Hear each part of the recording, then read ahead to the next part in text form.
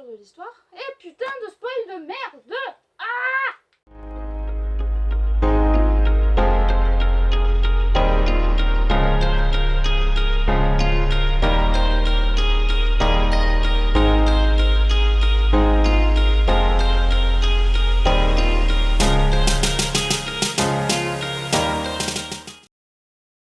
Coucou les Kitsu, on se retrouve pour une nouvelle chronique. Alors aujourd'hui, de quoi allons-nous parler? On va parler de Say I Love You. Alors, Say I Love You est un shoujo édité chez Pika en France. Donc sa sortie française, il me semble qu'elle était de 2014 et au Japon c'était 2008 de souvenir.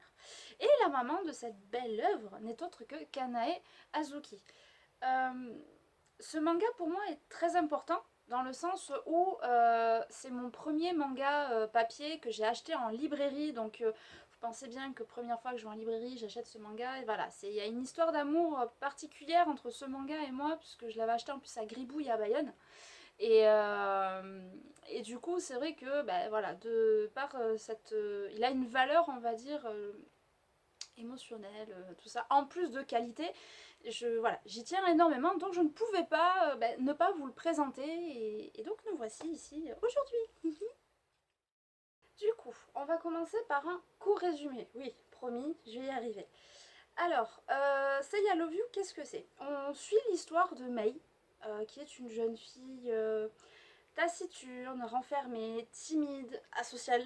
Elle n'a aucune confiance en elle et elle a encore moins confiance en les autres. Cette jeune fille, en fait, a subi quelques traumatismes, ouais, entre guillemets, quand elle était gamine, des choses qu'on a toujours, voilà, quand on est gosse en primaire, oui, c'est la faute de Mei, oui, elle a fait ci, oui, elle a fait ça, les captages, etc., alors qu'elle n'y était pas forcément pour quelque chose, et donc du coup, ça lui retombait dessus. De ce fait, en fait, elle a décrété qu'être entourée était totalement inutile. Vaut mieux être seule que s'imaginer avoir des amis, en gros. C'est un peu comme ça qu'elle le prend. Du coup, en fait, on suit donc cette jeune fille pour ouais, assez atypique, parce que même le téléphone, elle a que 2 numéros qui sont enregistrés dessus. Voilà, c'est vraiment, elle est le type même de la nana de je veux pas vous voir, dégagez. Elle va rencontrer Yamato, qui est le mec le plus populaire du lycée. En plus de ça, il est juste canonissime. Enfin, franchement, en toute objectivité, il faut dire ce qui est. Et en fait, on s'imagine que leur histoire va être faite comme ça, en un claquement de doigts. Et en fait, ils vont avoir beaucoup de déboires. Donc on va suivre en fait sur ces 18 tomes, parce que c'est une série terminée en 18 tomes, ces personnages. Donc il y a Mei, il y a Yamato, il va y avoir aussi leurs amis qui vont se mélanger dans cette joyeuse famille, entre guillemets, je pense qu'on peut dire ça comme ça, une famille de cœur. Et de belles amitiés vont se faire. Et on va suivre donc du coup cette évolution. Donc on n'a pas que l'évolution romantique du manga, on a également l'évolution de l'histoire. Et du coup on va suivre comme ça tout leurs déboires, leurs histoires, jusqu'à quand même loin, parce que contrairement à beaucoup de shoujo qui s'arrêtent au niveau lycée-collège pour certains, là on va jusqu'à la fac et même jusque du coup dans la vie d'adulte. Et c'est ça que j'aime beaucoup dedans.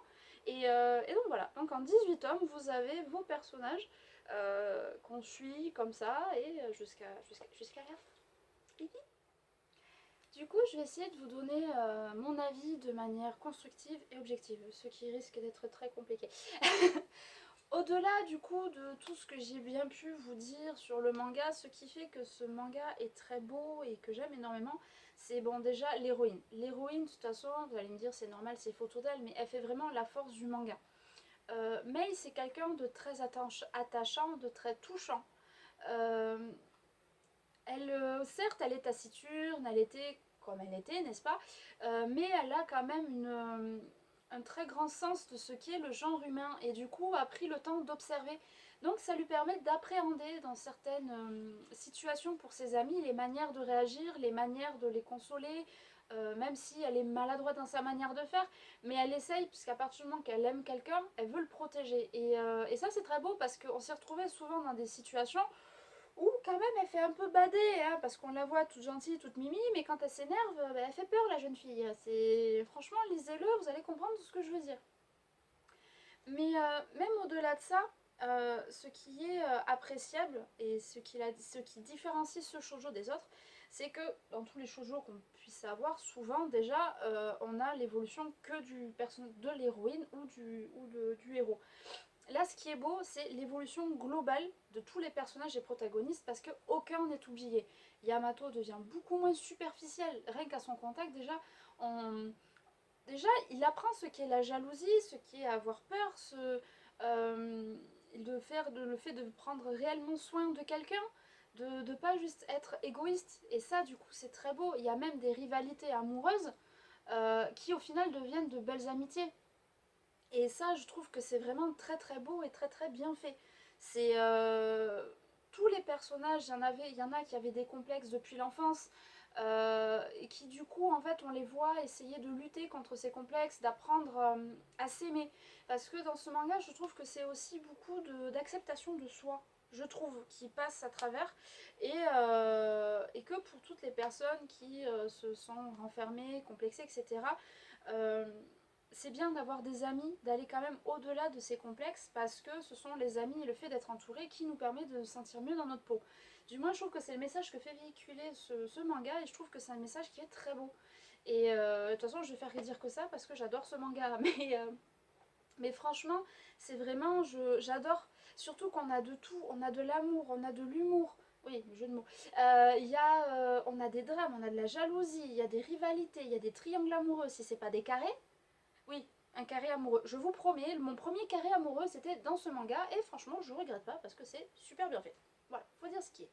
Je reviens sur un truc que j'ai oublié de dire tout à l'heure. C'est que Mei ne change pas que les ados. Elle change également, donc du coup, les adultes. Et en fait, ce qu'il y a, c'est que dans l'histoire, on va avoir des couples d'ados. Mais on a également des couples d'adultes qu'on suit.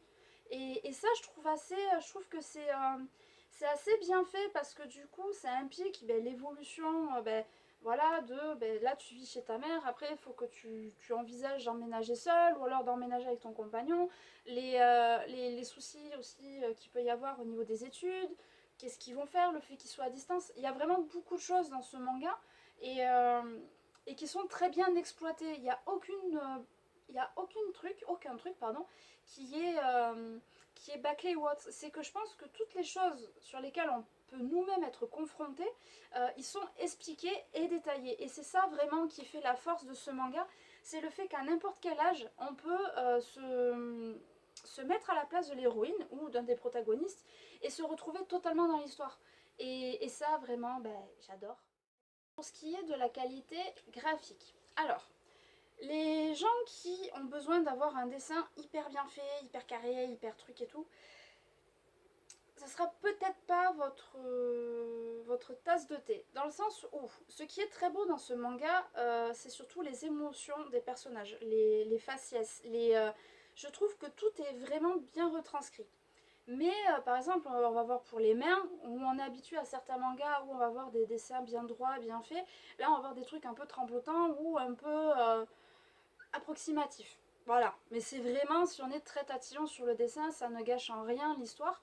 Ce que j'ai adoré aussi, c'était les styles vestimentaires, parce que la mangaka quand même a vraiment fait cet effort. Autant quand ils sont au lycée, voilà, c'est l'uniforme scolaire, donc voilà, il n'y a pas trop le choix. Par contre, en dehors, les petites tenues, les coiffures, j'aime beaucoup le fait qu'elle se soit pris la tête pour essayer justement de faire ces petites choses. Parce qu'on reste quand même sur des choses pardon, qui sont très fashion. Mais voilà, il y a deux petites mascottes. Ouais, deux petites mascottes qui sont... Enfin, il y en a une, c'est un peu à cause d'elle ou grâce à elle que Mei et Yamato se mettent ensemble. Et j'aime beaucoup comment ils sont faits parce qu'ils sont vraiment pas oubliés, que même s'ils apparaissent pas dans un chapitre, la page en fait qui dit qu'on est au chapitre suivant, ils apparaissent quelque part ou alors des fois ils sont en fond. C'est vraiment très mignon. C'est tout. De toute façon, ce manga est fait tout en douceur. Après, au-delà de ça, je sais qu'il y en a beaucoup qui m'ont dit, enfin beaucoup, hein, si c'était ton shoujo préféré, pourquoi est-ce que tu ne l'as pas présenté dès le départ dans les premières vidéos? Il est vrai que j'y ai pensé. Cependant, pour que plus de monde puisse apprécier, j'ai préféré d'abord faire des choses un peu plus généralistes que ça. Et franchement, je suis bien contente de vous l'avoir présenté que plus tard. parce que j'avais déjà préparé la vidéo, en fait j'ai noté sur mon cahier ce qu'il y avait à faire et tout ça. Et je me suis dit, attends, avant de faire ça, relis-le. Et en fait, en le relisant, je me suis rendu compte que des choses qui m'avaient perturbée à la première lecture ne me perturbaient plus, mais par contre, c'était autre chose. C'est toujours très compliqué avec moi. Parce que ce manga nous permet de suivre l'évolution des personnages du lycée jusqu'à leur vie d'adulte. Déjà, c'est génial, parce que le seul manga que j'ai, je crois, qui faisait ça, c'était Kamisama Hajime Mashita, donc Divine Nanami, pardon, j'ai d'abord le nom jap qui vient avant le nom du manga.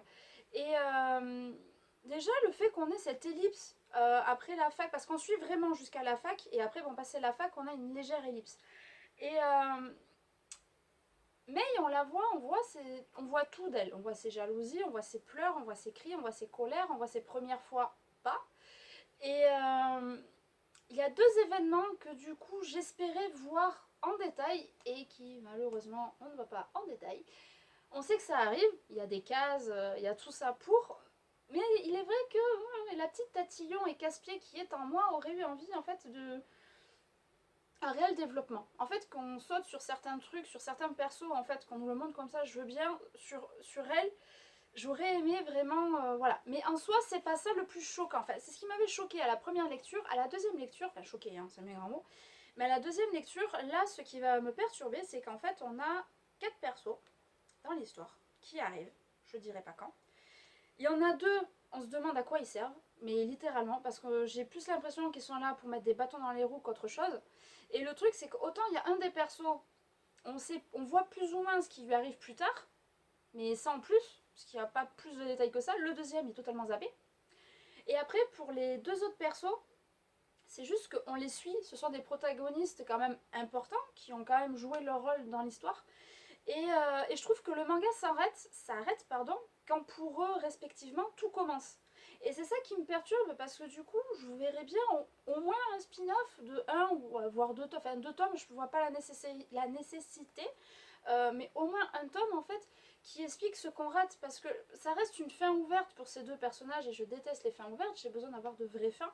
Et j'avoue que ces 2 personnages qui m'ont beaucoup attachée, même si pour certains, j'avais envie de mettre des tartes. J'avoue que ouais, c'est ce petit truc là qui me manque sur ce manga là, où vraiment j'aimerais savoir qu'est-ce qu'il en est d'eux, même si sur un des 2 persos on a quand même, on voit, bon déjà je crois que après Mei c'est le personnage qui a la plus belle évolution. Je ne veux pas vous dire qui c'est parce que ça peut vous gâcher l'histoire, donc je ne dirai rien, je me tairai. Par contre je veux bien vos avis quand vous l'aurez lu, si vous le lisez, si je vous ai donné envie de le lire surtout. Et en fait, ce perso, ouais, on voit des trucs, enfin, on voit beaucoup de choses, parce qu'il y a quand même 1 ou 2 tomes, je crois, qui lui sont consacrés. Mais ce qui pour moi était le plus important, la quête du départ et tout ça, ça y est pas, c'est trop nul. Enfin, non, c'est trop nul, non, j'exagère, mais moi j'étais là, mais je veux savoir, voilà, après je suis très curieuse aussi, mais ouais, sur ça, il y a juste ça qui me perturbe. Mais en soi, ça reste un très beau manga, très bien fait, très bien ficelé.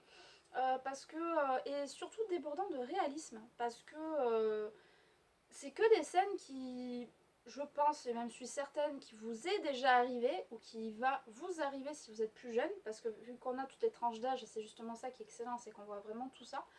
Et franchement, ouais, ce manga pour moi c'est beaucoup de douceur, c'est un très bon souvenir. Je suis passée par toutes les émotions, parce qu'à la relecture j'ai eu des éclats de rire, j'ai eu des coups de colère, j'ai eu envie de pleurer. En plus je l'ai dévoré, mais littéralement je dirais c'est un très bon shoujo. Vraiment il y a tout est fait pour bien aller. C'est toute l'histoire, ça de toute façon je vous ai déjà expliqué, donc j'ai évité de ressasser. Et si vous l'avez déjà lu, j'aimerais bien avoir du coup vos avis. Pour ceux qui sont un peu moins friands de le lire, sachez qu'il est sorti en animé et il s'appelle Tsukite Inayo, ce qui veut dire je t'aime en japonais. Qu'est-ce qui veut dire dis je t'aime dis je t'aime, et la traduction c'est en japonais, puisque ça y a love you, c'est ça, puisque le but c'est que justement Mei dise je t'aime à Yamato, voilà, d'où le titre. Et ah, je crois que j'ai un gros patapon qui s'impatiente. Tu es en train de me tuer ma conclusion, tu sais ça. Viens ici, gros tas. Hop. vous avez présenté Bagheera, bah, du coup je vous présente mon gros chat, hein, c'est Shere Khan. Donc du coup je disais la conclusion, voilà, c'est un très bon shoujo, un très bon manga. Je pense que tout le monde peut s'y retrouver. Peut-être un chouïa mielleux pour un public masculin. Mais après, en dehors de ça, voilà, il est ni trogné ni pas assez. Et c'est pour ça que moi je trouve très attendrissant, que je suis vraiment tombée dedans. Et je suis vraiment très contente d'avoir pu vous faire cette chronique, d'avoir pu vous en parler. Et si vous l'avez lu, ben, j'aimerais bien échanger avec vous. Et puis pour ceux à qui j'aurais donné envie de le lire, j'aimerais bien que vous me le disiez, puisqu'au départ, vraiment, cette chaîne, elle est là pour ça. Pour que je puisse vous guider dans vos achats. Et puis pourquoi pas, voir si on a les mêmes goûts ou autre. Donc voilà, donc avec Shere Khan, on vous fait de très gros bisous. Hein, à mon chaton. Et on vous dit à la prochaine chronique. Ciao, ciao.